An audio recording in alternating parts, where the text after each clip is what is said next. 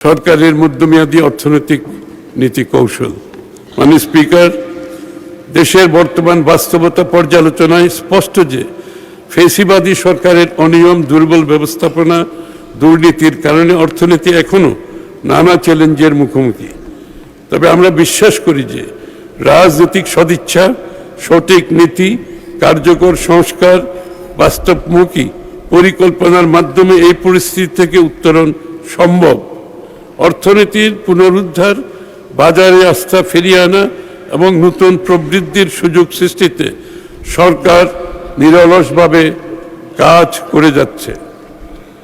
মাননীয় স্পিকার, একটি শক্তিশালী ও সমৃদ্ধ অর্থনীতির ভিত্তি গড়ে উঠে দেশের প্রতিটি নাগরিকের সৃজনশীলতা, শ্রম, দক্ষতা ও উৎপাদনশীল সক্ষমতার উপর।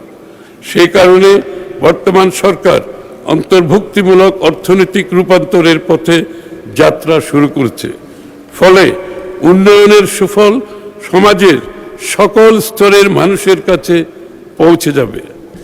এই লক্ষ্যকে সামনে রেখে দেশের অর্থনীতিতে স্থিতিশীলতা অর্জন, পুনর্গঠন, বিনিয়োগ নির্ভর প্রবৃদ্ধির পথে এগিয়ে নিতে মধ্যমেয়াদী কৌশল কাঠামো প্রণয়ন করেছি। মাননীয় স্পিকার, এই কাঠামোর আওতায় 2030-31 অর্থবছরের মধ্যে আমরা দেশের প্রকৃত জিডিপির 8.5% উন্নীত করতে, মূল্যস্ফীতি 5% নামিয়ে আনতে, প্রত্যক্ষ বিদেশি বিনিয়োগের পরিমাণ জিডিপির 2%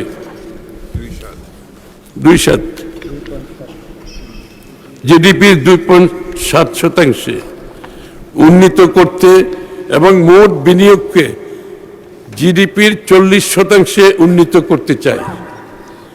অর্থনীতিতে গতি সঞ্চারের লক্ষ্যে আমাদের সরকার এই পরিকল্পনা 3টি ধাপে বাস্তবায়ন করবে, যাকে আমরা 3R রিকভারি অ্যান্ড স্টেবিলাইজেশন,